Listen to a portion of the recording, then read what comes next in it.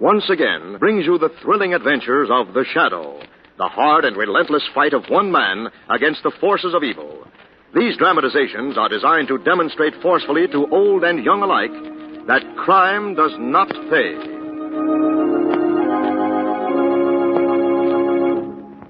The Shadow, who aids the forces of law and order, is in reality Lamont Cranston, wealthy young man about town. Years ago in the Orient, Cranston learned a strange and mysterious secret, the hypnotic power to cloud men's minds so they cannot see him. Cranston's friend and companion, the lovely Margot Lane, is the only person who knows to whom the voice of the invisible shadow belongs. Today's drama, Doom and the Limping Man.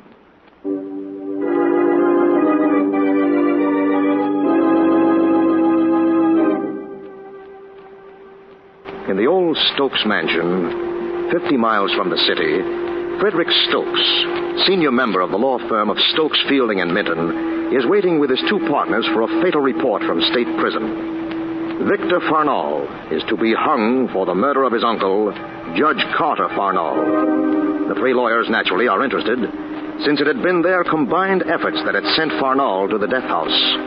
It is almost midnight, when suddenly the library door bursts open. Miss Fielding. Mr. Stokes, I want to see my husband. Vera, what are you doing here? How did you get into the house? I took one of your keys, John. I have to talk to you. Couldn't have waited until I got home. By that time, he'd be dead. Am I to understand that you've come here about Victor Farnall? Oh, yes. But why, Vera? I want you to stop his execution. Oh, see here, young man. I'm not appealing to you, Mr. Minton, or you either, Mr. Stokes. You both consider this a brilliant legal victory. But John still has a few human emotions, and he'll never forgive himself for murdering Victor Farnall. Murdering? You know you took that poor, simple-minded man and used every trick in the book to convict him. Victor Farnall killed his uncle. What we did was only our duty. Was it your duty to distort the facts? To confuse the jury? To build a murder conviction out of pure circumstantial evidence? Mrs. Fielding. Oh, John, please call the prison and say you have a reasonable doubt. I can't, Vera. It's out of the question. Ridiculous. Please do it now. Well, there's still time. I'm afraid you're mistaken, Mrs. Fielding. 12 o'clock. There's no longer still time. What have you done? What have you done? I'll get it. Stokes Mansion? Frederick Stokes, please. Speaking. This is Warden Sanders of State Prison. Yes. Victor Farnall was hung on the stroke of midnight and pronounced dead 30 seconds ago. I see. Thank you, Warden. Well? Farnall is dead. Oh, no. Vera. Oh, it happened. It happened. Vera. She's just gone out in the hall. Leave her alone a while, Fielding. She'll come around.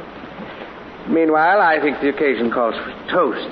In some of your best brandy, I hope. But of course. Let's see, shall it be cognac? Cavassier? Who can that be?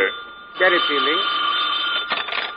Hello? I want to speak with a member of the firm of Stokes, Fielding, and Minton. This is John Fielding. You'll do, John Fielding. Who's this? This is Victor Farnall. Victor Farnall. What did you say?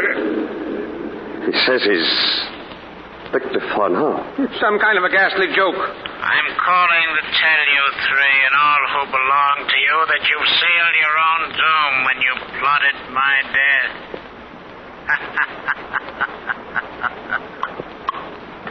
Hello? Hello? Hello? Get the operator, Fielding. Trace that call. Hello, operator. This is the operator. This is the Stokes Mansion. On that call you just put through to us. The one from State Prison? No, the one just after the call from State There Prison. must be some mistake, sir. What do you mean? You haven't had any calls since then. What did you say? She said that we've had no calls since... What was that? It's Mrs. Fielding. Vera! Come on, quick. Vera! Vera, where are you? Screams came from right here in the hall. Wasn't time for her to get far. Stokes, Minton, look. What is it? There, at the foot of the stairs. A rope. Let me see that. You know what this is, don't you? No. It's a hangman's noose. Don't be ridiculous, Minton. What would a hangman's noose be doing at the foot of my... What's that? Coming from the attic. Footsteps of a lame man. Listen. Victor Farnall.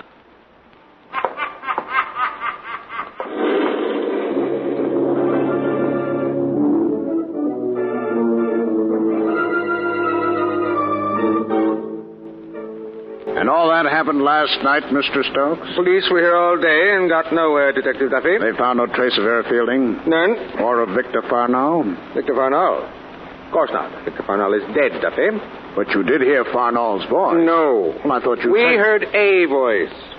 Could have been Farnall. He was hanged at midnight last night at state prison. But see here, Duffy, I've called you in for protection, but not against a ghost. Against who then, Mr. Stokes? I don't know.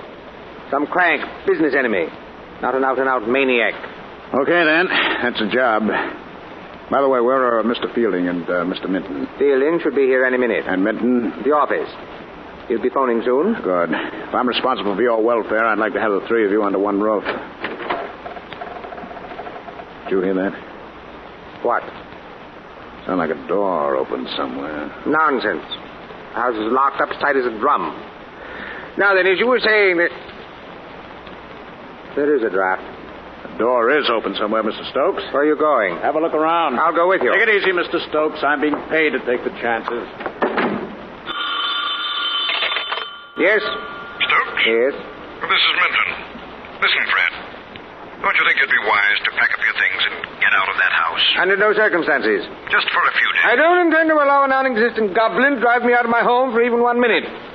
Besides, Mike Duffy's here now. Mike Duffy? Detective Duffy. You remember, the private operator who always does work for the firm? Oh. You called him in? I thought it best. All right, then. I'll be there in an hour.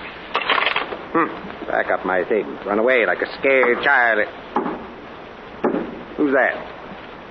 Duffy, is that you? Is it? What are you doing? Playing a game with me? No, I don't believe it. It can't be you. Stop. No!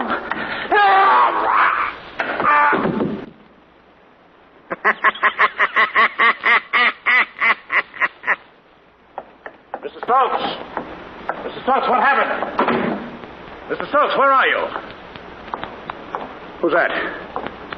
Mr. Stokes, is that you? No, it's John Fielding. I just came in the front door. What's you, Duffy? What are you doing here? Mr. Stokes called me in. Oh, I see. Where's Stokes? Well, that's what I'd like to know. I heard him yell for help. I ran back here in the library as fast as I could, but he was gone. All I found was this piece of rope. Good Lord, it's not just a piece of rope, Duffy. It's a hangman's noose. A hangman's noose? Exactly like the one we found when Vera disappeared. Duffy, look. The wall's safe. It's open. And it's empty. Empty? What was in it? Do you know? Oh, yes, of course. We kept the assets of our firm here. What? $500,000 in negotiable securities. You sure? Of course, I'm sure. The senior member, Stokes, accepted the responsibility. He kept them here in his library. And the old man was right. Right? He said the menace we had to deal with was flesh and blood. What do you mean? Ghosts don't use money, that's what I mean. But if it wasn't a ghost, how did he get into a house that's locked and barred? Good question. Wait a second. Maybe they can tell us. What are you talking about? Through the window there, a couple of dark figures moving through the trees. Good Lord. Got a gun, Fielding? Yes. Good, you may need it. Where are you going? Outside. Oh, wait a minute. Don't leave me here On your alone. own, Fielding, we got visitors.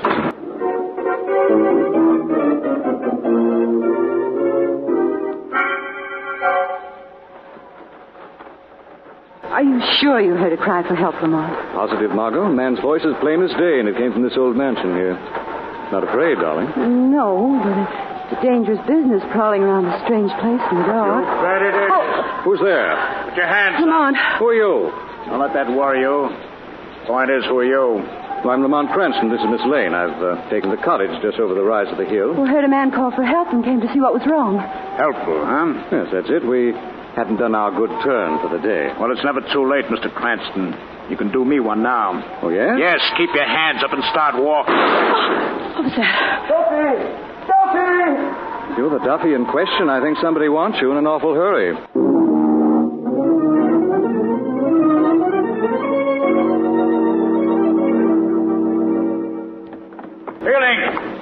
Fielding, what was that charge? I just stepped out of the library door and I saw a figure limping up the attic stairs. When it wouldn't stop, I fired. Did you say limping? Yes. You know what that means, Duffy. Farnall was lame. What was that? Forget it. Old man Stokes was right. Whoever's in that attic's probably a half-witted crank or a lunatic. But there's nobody there, Duffy. What? I went up and looked. The attic is empty. Sounds very much like a ghost, eh, Margot? I'm afraid it does. Oh, so you're on the ghost kick, too, huh? Maybe you've got your reasons. What reasons? I don't know yet. But when there have been 2 disappearances in as many days and a strange couple is picked up wandering around the dock, it's time to call the police. The police? Tend to it, Fielding. Yes, Duffy. Lamont. Just a minute. Go on, Fielding. You've got your orders. What's this all about? You never heard of the $500,000 in negotiable securities, of course. Huh? $500,000. Okay. I'll play along. Last night, Fielding's wife disappeared, and a few minutes ago, the owner of this house, Mr. Stokes, vanished into thin air. Aside from that, all I know is that there was a phone call out of nowhere from Victor Farnall. Victor Farnall? He was executed last night at state prison. Sure, I know. But according to Fielding, he's back from the grave for a return engagement. Listen. Did you hear that? It's coming from the attic. Yeah, you bet it is. Where are you going? Find out who it is. You want an extra hand? No, you two stay here, right here. And if you try to get past Fielding, remember he's got a gun. He likes to make it work.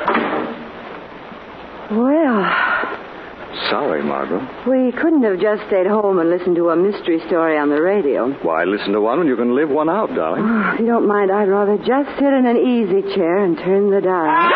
Lamont! Come on, Margot. Come on up the attic stairs. Duffy!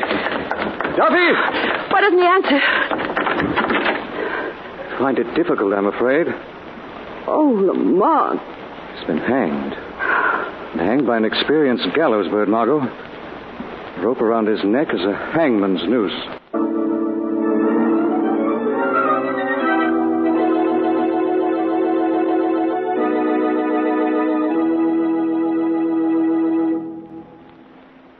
We'll return to the shadow in just a moment. Now, back to the shadow.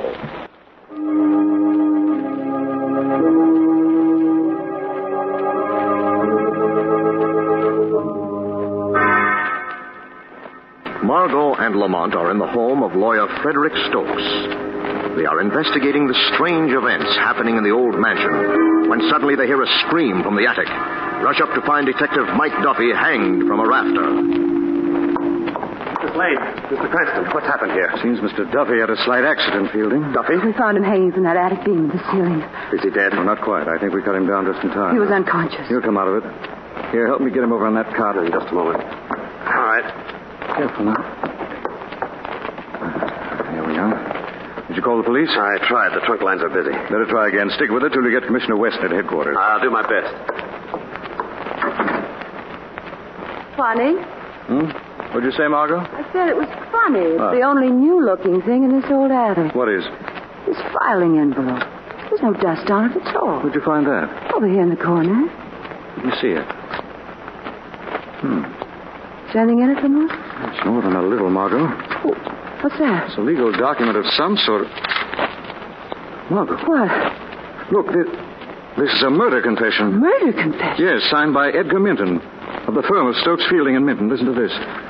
In order to prevent his exposing certain illicit practices of my career, I, Edgar Minton, did murder in cold blood the eminent criminal judge Carter Farnall. What? But Victor Farnall was hanged last night for murdering the judge. I know, Margot. Minton's 2 partners probably helped him frame the poor fellow, but exacted this confession first as a club to hold up a Minton's head forever after. Who's that? I'm Edgar Minton. Edgar Minton. What's happened here?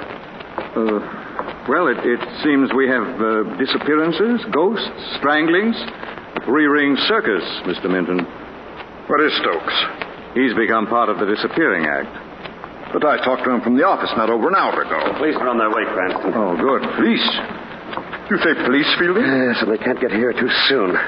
We've been robbed, Minton. Robbed? Our $500,000 in securities is gone. What are you saying? You come down to the library and see for yourself. You'll excuse me, of course. Fielding and I have some pressing business. Yes, I'm sure you do, Mr. Minton. Lamont, Yes? why didn't you accuse him of the murder of Judge Fernald? I want somebody else to do that job. Who? Old and mutual friend of ours, the Shadow.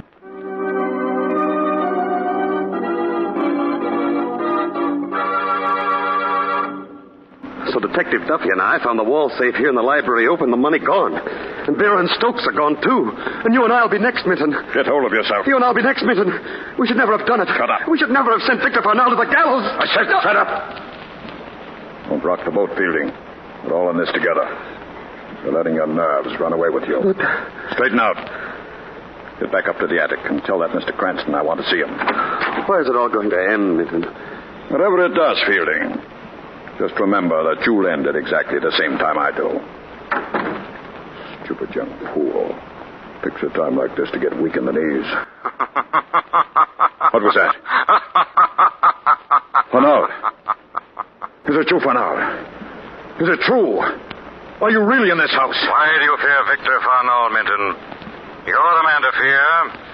You're a murderer. You killed Judge Carter Fernald in cold blood. Who are you? I'm the Shadow. I'm here in this room, but you cannot see me.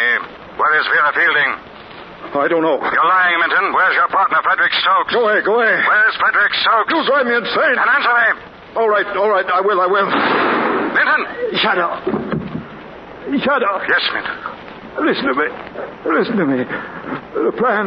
What is it? The plan. Nobody knows. You get it, Shadow. The plan? Yes. Where is it, Minton? Sir Joshua.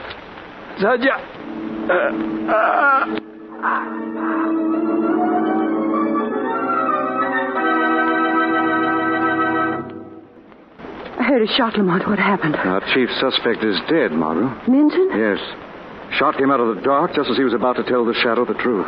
Who did it? I don't know yet. Margot, is there anybody in this house named Sir Joshua? Sir Joshua? I don't know. Who's he? Not the faintest idea. Apparently, he had a plan, a very important plan, and I want it. Where's Duffy? Well, I left him in the attic unconscious. Left him in the attic? Yes. Well, you shouldn't have. Come on, let's hope we don't find him in another hangman's noose.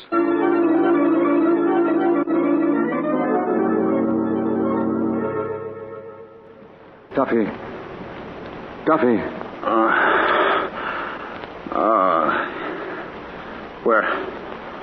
Where is it? Oh, the attic. Easy now, Mr. Duffy. You're okay. You did better than poor Minton. Minton? What about Minton? He's dead. Dead? Yes. Look, Duffy, I need help. Try and think clearly. Did you ever hear of anyone connected with this family named Joshua? Sir Joshua? Joshua? No, never. You're sure? Of course I'm sure. That don't mean there isn't a Sir Joshua. Might be the guy who shot Minton. Yes, possibly. What do you ask? I'll explain later. Meanwhile, maybe Fielding can help me. Shall I go with you, Lamont? I'd rather see him alone, Margot, if you don't mind. It's cold up here. And dreary. Piles of old, dusty furniture. There must be hundreds of years. Mr. Duffy. Yes. There's a man back there in the shadows. A man? Yes. Just standing there, staring. Oh. What are you laughing at? It's not a man at all. I'm sorry. It's a portrait, an old family portrait. You see, right here. Yeah. Dignified old codger. Covered with dust. See? Duffy. What now? Look, nameplate. Sir Joshua Stokes. What do you know? So that's him. Sir Joshua. But what did Minton mean? How could he have had a plan? I don't get it. Neither do I. Yep. Wait a minute. What's that? Well, it's a blueprint. Blueprint of this house. Now I see what Minton meant, a plan. Yeah, sure, a plan. A plan of the house. Let's take a look at it. Look. Here's the drawing room, the bedrooms. Look, there's another room up here in the attic. What? See, right here. That'll be just behind that beam there to the left. Yeah. Yeah, take a look at this. A door. You never see it. It's built right in the woodwork. Shall we go in? Yeah, after you, lady. Just be careful the door doesn't close. Mr. Duffy. Oh, it's slammed. Try and push it open. Oh. Mr. Duffy, look. Hanging from that beam in the ceiling. Yeah. I see him. They're dead. They're dead. 2 dead bodies. Vera Fielding and Frederick Stokes, to be exact. So this is where they disappeared to. What are you going to do? We're to beat on the door until Mr. Cranston hears me. Oh, no, you're not, Miss Lane. I'm not? No, Miss Lane. Why not? Because you're going to join Vera and Frederick. What? There's a lot at stake for me in this, Miss Lane. You see this envelope? There's $500,000 in securities in here. It's mine by right of seizure. Minton would have gotten it when he hung me in the attic, but you and Mr. Cranston came running too quickly for him. You didn't even have time to find the confession where it'd fallen out of my pocket. Please let me go. I'm afraid I couldn't do that, Miss Lane. Once I'm rid of Fielding, who knows the serial numbers, and of you, who know too much in general, I'll burn the blueprint, close this door, and the Stokes Mansion disappearances will go right on being a mystery forever. No, please. Lamont! Screaming won't do any good. I closed that door when we came in. I'm going to keep it closed until I'm through with you, Miss Lane. You would if you could, Duffy. Who's that? Who opened that door? The Shadow did. Who are you? What do you want here? I'm here to accuse you of the murders of Vera Fielding, Frederick Stokes, and Edgar Minton. You're crazy. You'd been a trusted employee of the firm of Stokes, Fielding, and Minton for many years. So when Minton wanted to give back the murder confession he'd been forced to write, he looked around for a helper. He found you were only too willing to make a dishonest dollar. How do you know this? You got greedy, didn't you, after you got your hands on the confession and the $500,000? You decided to keep them for yourself and cut Minton out. That's why Minton tried to hang you in the attic out there. Who told you? How do you know? Arnold's ghost was meant to scare the occupants out of the house so you and Minton could loot it at your leisure. But Stokes refused to run away, so you went through with the hangings as scheduled. But they're over now, all except one. Which one? Yours. The law will see that you hang, Duffy. No, not in a million years. Fielding's still alive. He'll get me off. Why? Because if he doesn't, I can prove he was an accomplice to the courtroom murder of Victor Farnell. I won't allow him to clear you, Duffy. Then I'll blast him wide open in court. I don't think you will. Mr. Fielding! No! That'll do for you, you hired hangman. Yeah, for me. And for you too, Fielding. Fielding, look out. No!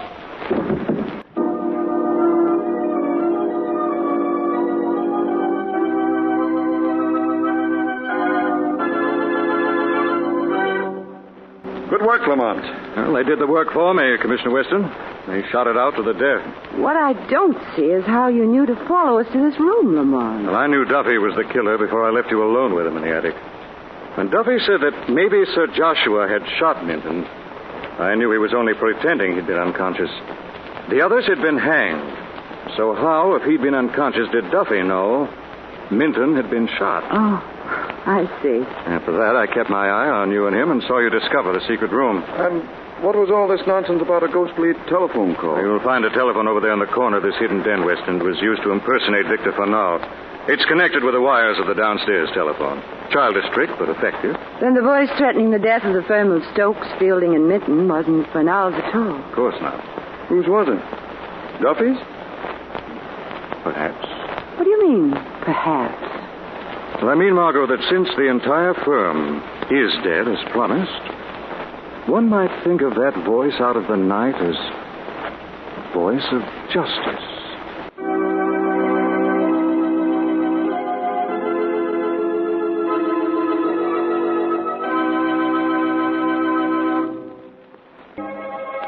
This story is copyrighted by Street and Smith Publications, Incorporated. The characters' names, places, and plot are fictitious. Any similarity to persons living or dead is purely coincidental. Again next week, The Shadow will demonstrate that the weed of crime bears bitter fruit. Crime does not pay. The shadow knows.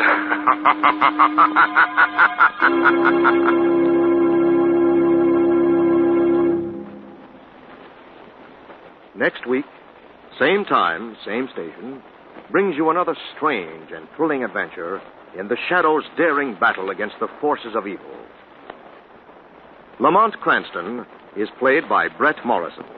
Margot by Grace Matthews. Your announcer is Andre Baruch.